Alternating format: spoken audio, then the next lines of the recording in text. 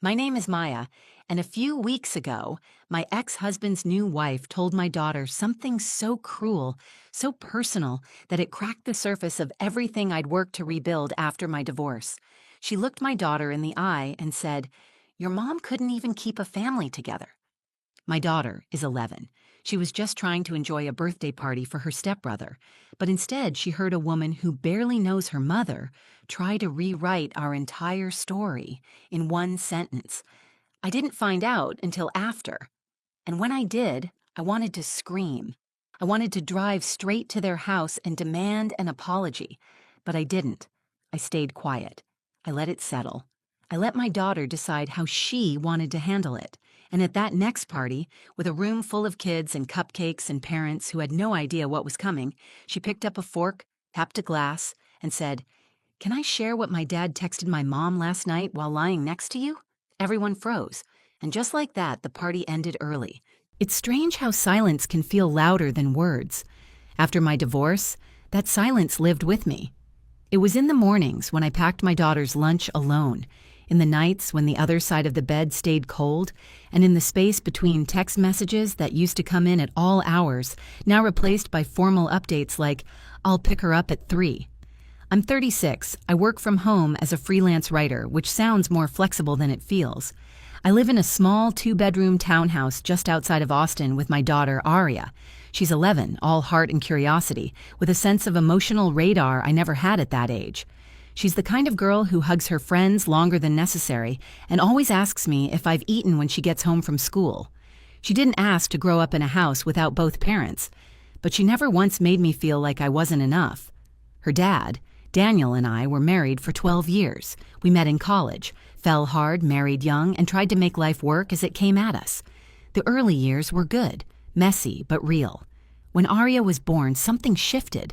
It wasn't overnight, but I felt him pulling away inch by inch. By year 10, we were more like co-workers than partners. By year 12, he told me he wasn't in love anymore. 3 months later, he moved out. 14 months after that, he was married again. Her name is Brooke. She's a lifestyle influencer with a perfect smile and a curated personality that photographs well. She met Daniel at his gym. I saw her Instagram long before I met her in person. Pale neutrals, minimalist quotes, carefully posed workout sets. The kind of woman who uses the word energy in every sentence and signs her captions with hearts. When I met her, she was exactly who I expected. Polite in public, but cold. She called me Maya like it was a task. She smiled with her lips, not her eyes, and she treated Aria like a guest rather than family. At first, I tried to stay optimistic. Co-parenting is hard, but I believed if we all prioritized Aria, it could work. I communicated clearly. I never missed a drop-off. I encouraged Aria to respect Brooke, even when it stung to watch her walk into another woman's house every other weekend. I kept my boundaries and swallowed my pride. But something shifted last fall. Aria started coming home quieter. She'd retreat to her room more.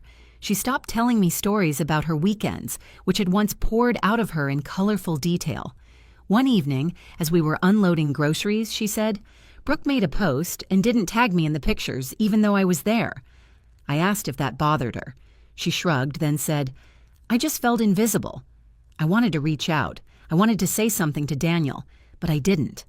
I knew how easily it could be spun into jealous ex-wife or overstepping boundaries. So I watched and waited, checking in gently with Aria, listening more than talking, and reminding her every day that she was loved, seen, and heard. The moment that broke the dam came on a rainy Sunday evening after Daniel dropped Aria off. She climbed into the car, her arms crossed, her backpack shoved under her feet. She didn't say a word. I asked how the weekend went. Still nothing. I waited. It wasn't until we got home and I was helping her with her jacket that she whispered, "Brooke told me you couldn't keep a family together." I froze. For a moment, I couldn't even react. My throat tightened. I looked her in the eyes and said, "What did you say?" She repeated it, then added, "She said I was lucky I still get to see you." That night, I barely slept. My chest felt like it was on fire. I replayed every sacrifice, every compromise, every therapy session, every late-night cry, and every time I smiled through the pain to keep things stable for Arya. All of it dismissed by a woman who stepped in halfway through the story and decided she had the right to tell it differently. I didn't respond to Brooke. I didn't text Daniel. I hugged Arya tighter than I ever had. I told her none of what Brooke said was true. I reminded her that love isn't measured by who stays in a house. It's measured by who shows up when it matters most. I had no idea what was coming next, but my daughter did, and she was about to teach all of us a lesson in truth. After Arya told me what Brooke had said, I tried to stay calm, for her sake more than mine. I didn't want my daughter to see me spiral, even though inside I was shaking with rage. I walked to the kitchen and started dinner like it was any other night. I stirred spaghetti sauce and chopped garlic with my mind racing, trying to decide if I should say something to Daniel or let it go. But this wasn't just a slip of the tongue. Brooke had looked my daughter in the eye and tried to make her feel ashamed of her own mother. That's not co-parenting. That's psychological warfare dressed in yoga pants and lip gloss. I tucked Arya in that night and asked, "How did it make you feel when she said that?" She hesitated, then said, "It felt like I was supposed to choose between you and them." I kissed her forehead and told her, "You never have to choose. Your heart is big enough to love everyone, but no one has the right to shame you or me for what happened." The next morning, Arya was quiet. She stared at her cereal, then asked, "Why does she hate you so much?" I didn't know how to answer. I said, "Sometimes people feel threatened when they can't control the story, but the truth doesn't change just because someone else tries to rewrite it." I thought maybe things would calm down. Maybe Brooke had just had a bad day, or maybe she didn't think Arya would repeat what she heard. But 2 days later, it happened again. Arya came home early from her visit, not even making it through the full weekend. She walked in, tossed her bag down, and went straight to her room. When I followed her in, she was curled up on her bed. I sat down beside her. She didn't even look at me. She said, "Brooke said you should be grateful that Dad still lets you be involved." I felt my stomach drop. That word, "lets," like I was being granted permission to raise my own child, like I was the footnote in a story that I wrote with blood, sweat, and every ounce of strength I had left after the divorce. I texted Daniel, short, director. "Can we talk?" He replied, "I'm busy. Can it wait?" I didn't respond. I knew that door wasn't going to open unless he felt like walking through it, and I wasn't about to beg. Later that week, just after midnight, I got a text from him out of nowhere. I was in bed, half asleep, and my phone buzzed on the nightstand. He wrote, "I miss how we used to laugh. You were always real with me. Brooke is just filters and walls." I stared at the screen for a long time. I didn't answer. I took a screenshot and saved it. I didn't want the words, but I needed the proof. The next morning, Arya saw the message. I hadn't even realized I'd left my phone open.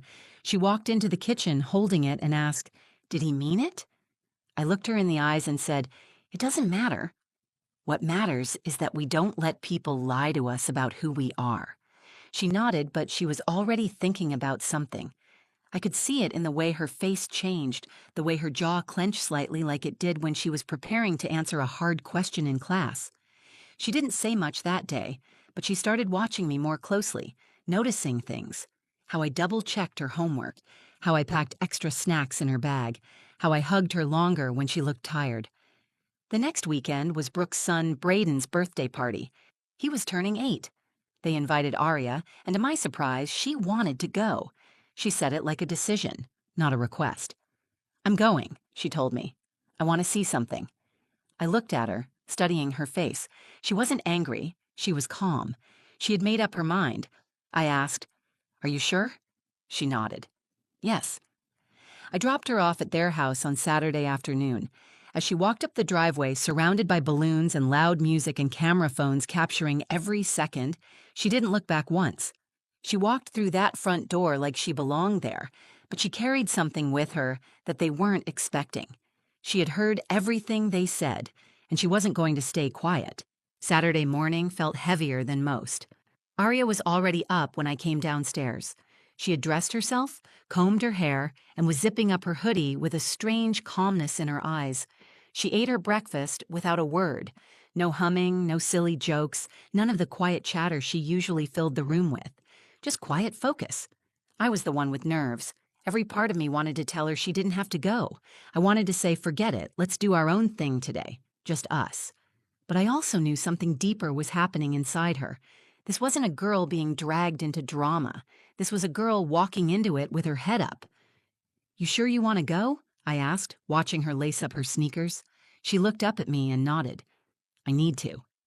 I didn't push. I didn't try to protect her with warnings or advice. She already knew what this was. It wasn't about revenge or attention. It was about being heard. And she had spent enough time being quiet.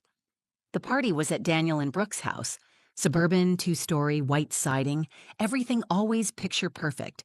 They had gone all out for Braden's 8th birthday. There were rental tents in the backyard, a bounce house, a balloon arch the size of a car, and even a little cotton candy machine spinning away in the corner. Music blasted from speakers. People I didn't know were already posing for photos. I pulled up to the curb, and Aria opened the car door without hesitation. "You want me to come in?" I offered. "Number, I'll text you when I'm ready." She shut the door gently and walked up the driveway with her gift tucked under one arm.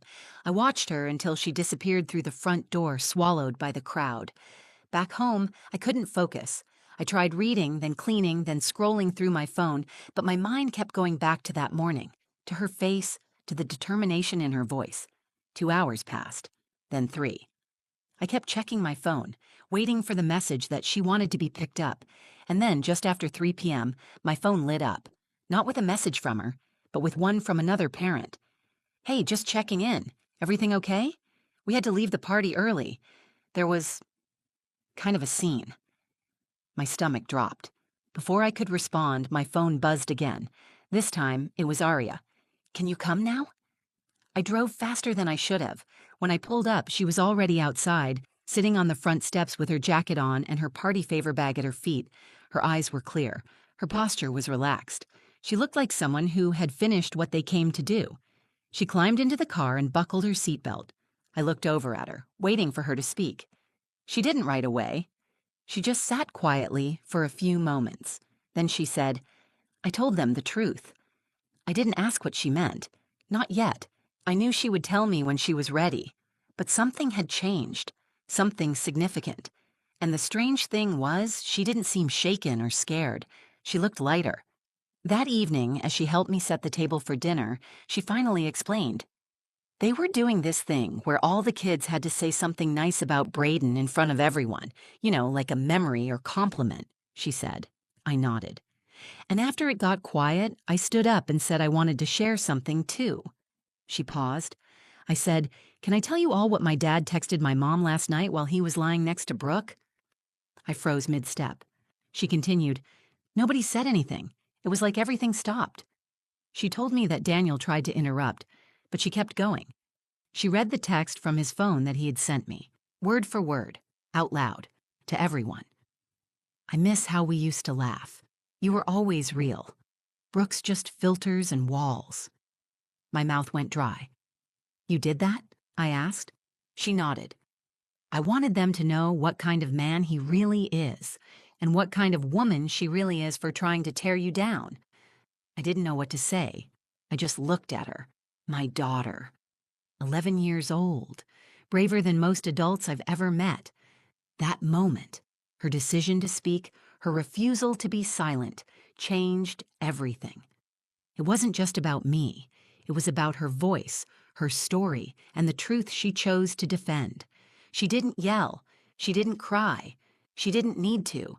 She just told the truth. The party was already in full swing when Aria arrived. The music was loud, the decorations were excessive, and Brooke was in her element. She wore a pastel dress, moving from one group of parents to another like a hostess at a luxury event. A photographer wandered around snapping candid shots for what would later be a carousel of perfect Instagram memories. To everyone else, it was just a kid's party, but to Aria, it was something else entirely.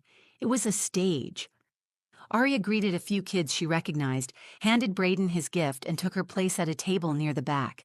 She watched everything. She didn't talk much. She didn't laugh. She waited. About an hour in, Brooke called everyone's attention to the front yard where a few kids were invited to say something kind about Braden. "Let's all take a moment to say something sweet about the birthday boy," she said with a wide smile. Parents clapped. Cameras came out. A few kids stepped forward and said things like, "He's good at soccer," or "He always shares his snacks." Then the room quieted. People were starting to drift back to the food when Arya stood up, walked over to the nearest table, picked up a fork and gently tapped it against a glass. The soft chime rang out louder than expected in the sudden lull. Everyone turned to her. She stepped onto a chair, cleared her throat, and said in a clear, steady voice, "Can I share something too?"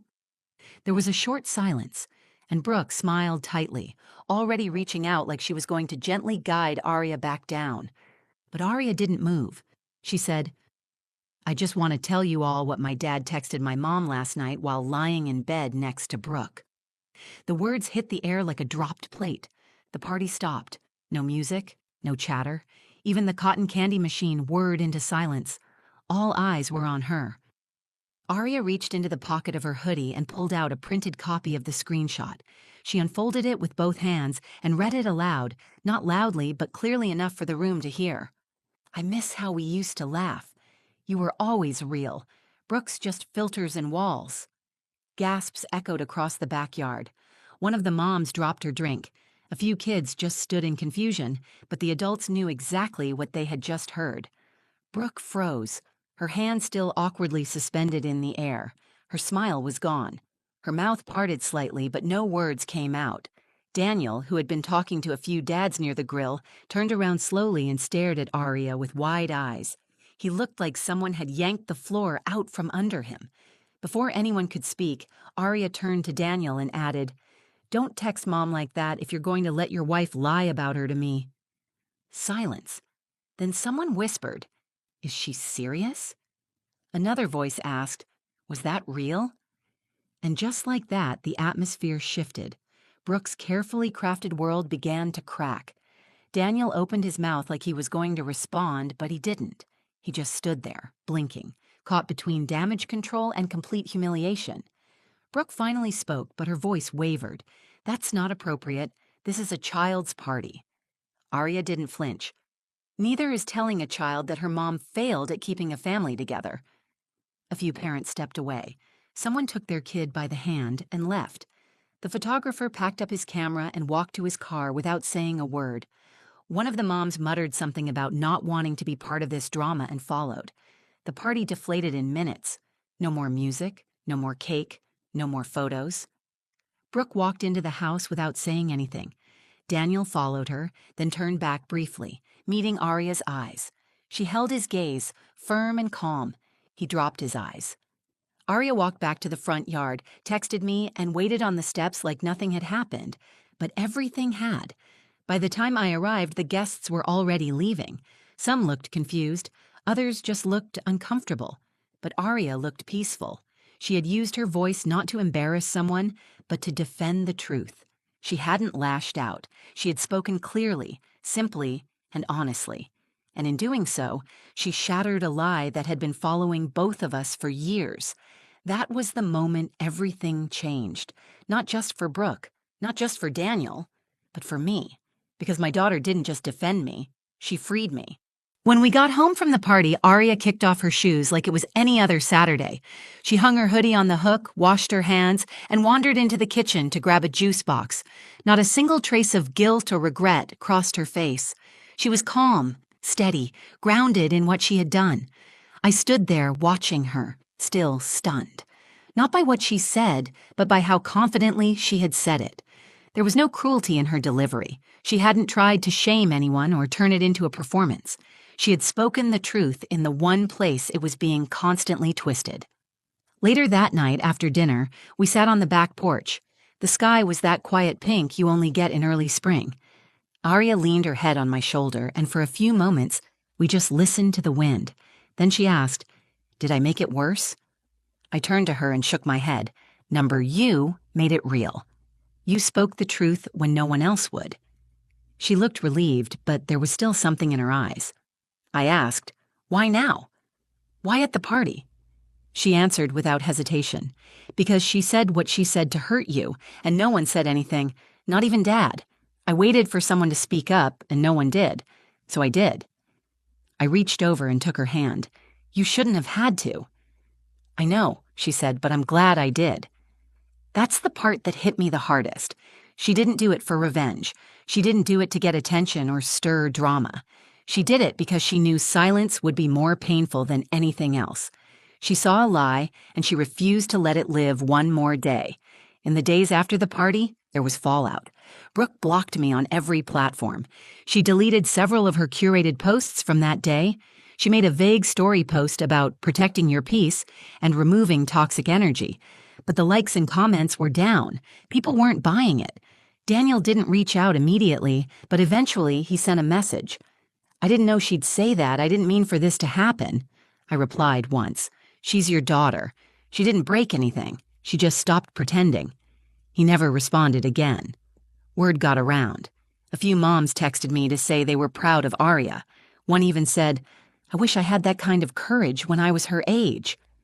I did too. I had spent so much time trying to keep the peace, to stay polite, to avoid being the angry ex-wife. And in that space, I let too many people walk over the truth. Arya reminded me that silence doesn't always protect you. Sometimes it just makes people believe they can say whatever they want without consequence. In the weeks that followed, our home felt lighter. Arya started talking more, laughing more, drawing again. The distance that had been growing between us started shrinking. I think she finally believed I wasn't ashamed of our story, that I wasn't hiding from it. I had just been waiting for the right moment to stop surviving and start living. Sometimes I think back to that day and wonder what would have happened if she had stayed quiet, if she had swallowed the insult like I did so many times. Would Brooke still be planting poison in her ear? Would Daniel still be sending late-night texts like I was a secret? Would Arya still be walking through her days wondering which version of the truth to believe? I'm grateful I never had to find out. I didn't raise a perfect child.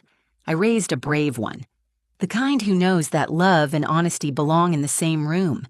The kind who knows that a mother's worth isn't defined by the version of the story someone else decides to tell. And the next time someone tries to shame her for where she comes from, I know exactly what she'll do. She'll look them in the eye. She'll speak clearly, and she won't flinch. Because when the truth finally speaks, it doesn't whisper.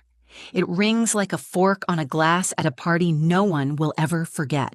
If this story hit home for you, if you've ever had to rebuild yourself while someone else tried to tear you down, you're not alone. And if you're a parent doing your best in the middle of chaos, I hope this reminded you that your strength speaks louder than any lie ever could. If you felt something while listening, please give this video a like. It helps more people hear stories that matter. Share it with someone who needs to be reminded that truth always finds its voice. And I'd love to hear from you in the comments. What would you have done in my daughter's place? What would you say to someone who tried to rewrite your story?